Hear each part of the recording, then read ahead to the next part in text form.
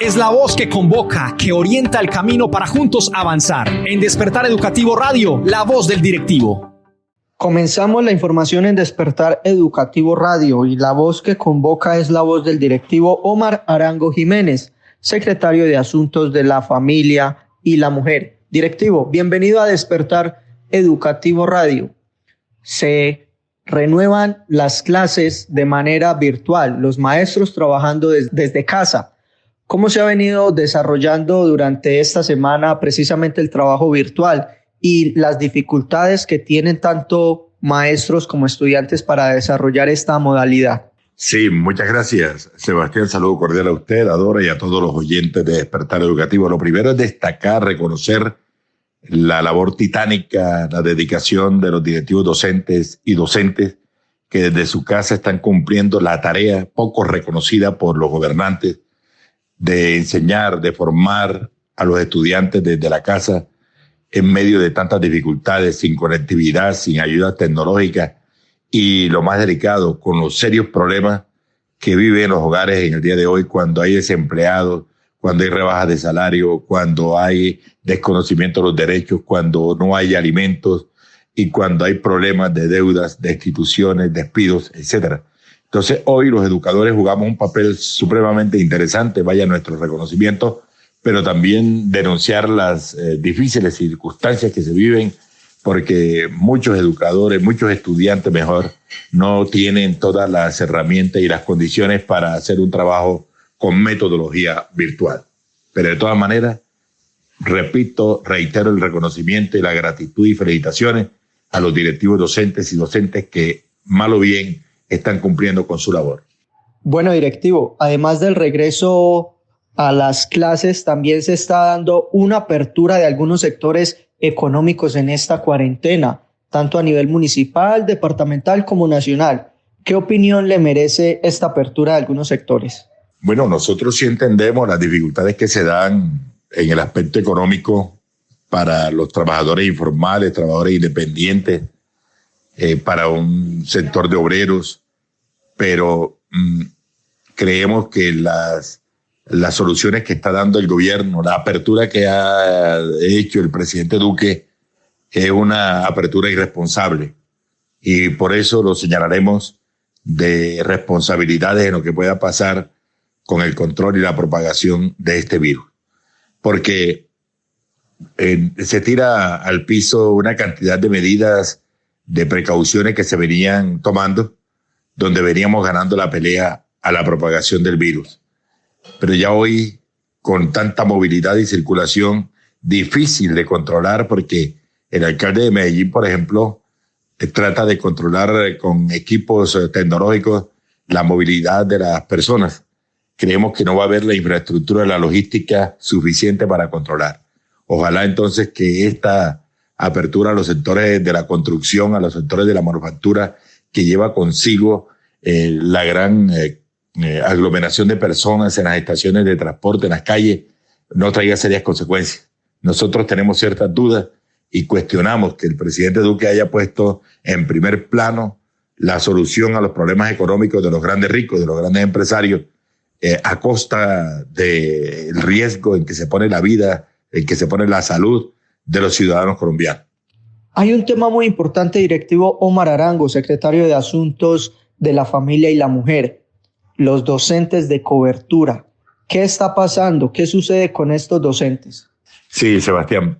Primero, permítame explicarles que es que en el departamento de Antioquia, la Secretaría de Educación contrata con algunas empresas privadas que atienden por cobertura a niños y jóvenes de muchos municipios del departamento de Antioquia. Fundamentalmente hacen estos contratos con diócesis y con cooperativas. El caso concreto, la diócesis de Santa Fe de Antioquia atiende a través de algunas entidades como CARET a niños y jóvenes en algunas veredas del departamento de Antioquia. Y lo que sucede es que en municipios como Cáceres, como Santa Bárbara, como Caucasia, Nechí, los educadores están siendo llamados a trabajar, a no atender la orden de quedarse en casa y los están llamando, aunque tengan que coger volquetas y camiones, a que lleguen al municipio, como ha sucedido en Nechí, para que de allí tengan que coger canoas piratas e irse a las veredas. Y nosotros estamos llamando la atención de la señora secretaria de Educación Departamental para que tome cartas en el asunto. Ya una docente de más de 50 años que fue llamada a trabajar el día 27 de abril, tuvo que coger volquetas, luego la obligaban a coger canoas y por su edad y por el riesgo que corre ella, tuvo que renunciar mejor. La señora renunció y creemos que es un acto injusto, inhumano, que estén obligando a los educadores por cobertura a trabajar, a buscar un contagio o a contagiar, donde no hay la posibilidad, la mínima opción, no hay los elementos, las condiciones mínimas en los niños campesinos y en las familias campesinas para tener todas las precauciones del caso para evitar un contagio del virus que hoy viene causando una gran pandemia mundial que nos preocupa a todos. Yo quisiera que escucháramos el audio que nos llega desde Nechí. Escuchémoslo. Les informo a todos los docentes del municipio de Nechí lo que está ocurriendo. En una institución hicieron llegar 2 docentes que estaban lejos, de fuera de los municipios, a laborar en el día de ayer. En vista de esto, una de las docentes se vio perjudicada y tuvo que optar por renunciar a su cargo. De todas maneras, esto sí se está ocurriendo en el municipio de Nechí. Si alguna cosa ocurre es porque uno lo dice, no porque uno se lo inventa ni nada de eso. De todas maneras se le informa. Eso es verdad. Hicieron desplazar 2 docentes de otros municipios a laborar en el día de ayer. Y fuera de eso, debían de coger un yonzo pirata para trasladarse a las veredas. Si la Marina los coge y les coloca un comparendo, ¿quién paga ese comparendo? Los docentes. Entonces, por lo tanto, se informa que esto sí está ocurriendo. Estamos en Despertar Educativo Radio con Omar Arango Jiménez, directivo de ADIDA. Directivo, otro tema importante y lamentable, el asesinato de un docente en el municipio de Abejorral. Lamentable situación que atenta contra los líderes sociales. Sí, Sebastián, desde la Junta Directiva de ADIDA expresamos nuestra solidaridad a la familia del compañero Jairo Jiménez Izaza. Era un compañero rector afiliado a la organización hermana UDIDEA, militante del grupo político que lidera el compañero Iván Darío Castro y la compañera Rosalba Vasco, Unidad Democrática. Él era rector en la institución educativa rural Zoila Duque Baena de la vereda Chagual del municipio de Abejorral y fue asesinado en la zona urbana en horas de la noche el pasado 27 de abril.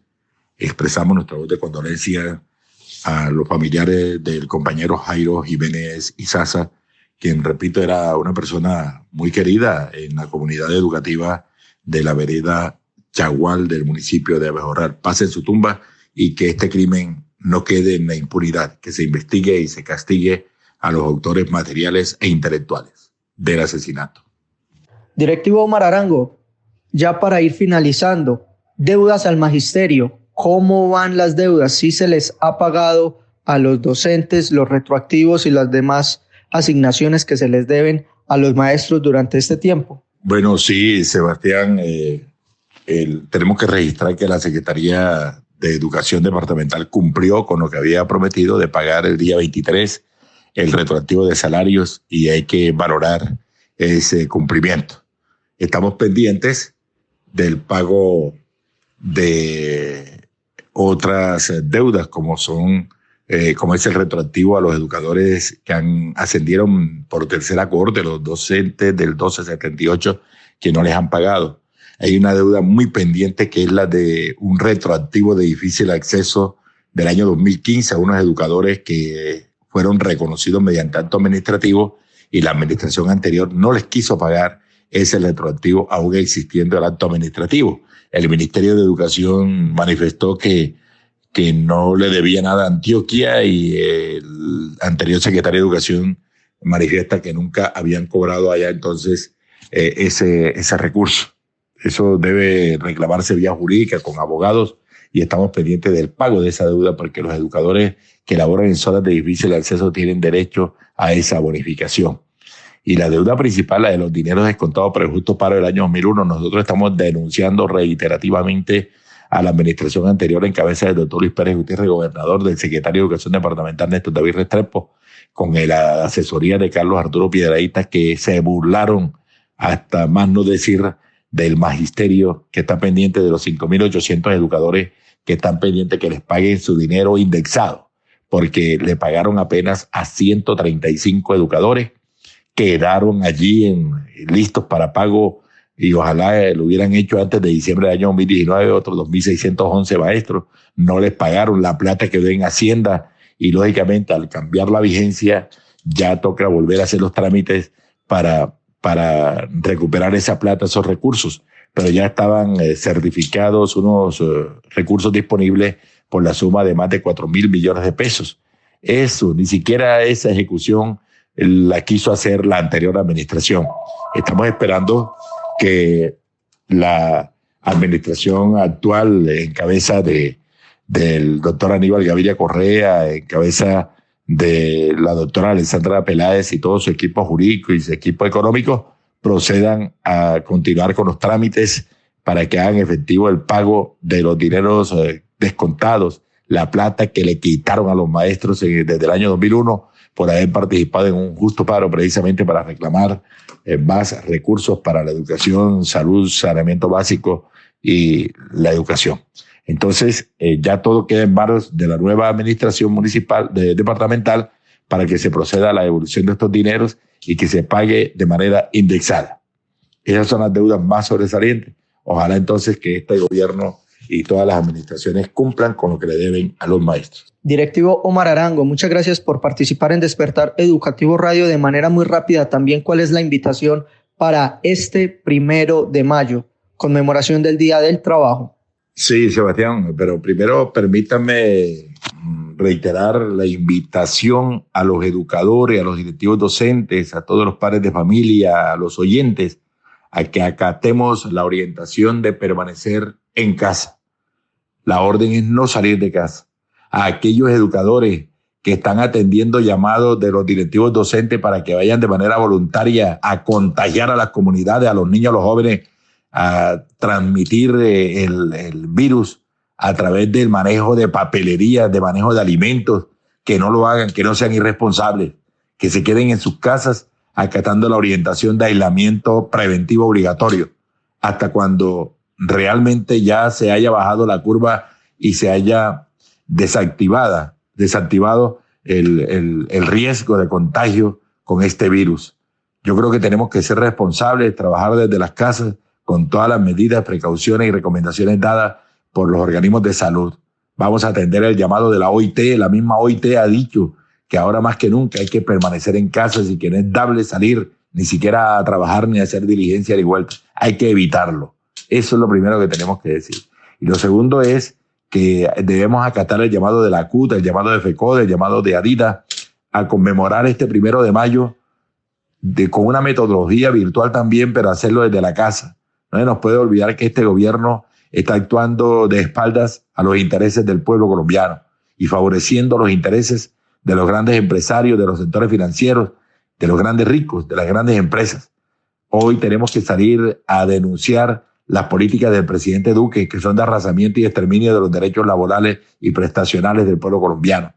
Lo que ha hecho con las pensiones, la propuesta de favorecer a los fondos privados, la propuesta de favorecer a los ricos bancarios y grandes financistas, son propuestas que hay que rechazar de alguna manera, con el gesto activo de nosotros de manera virtual.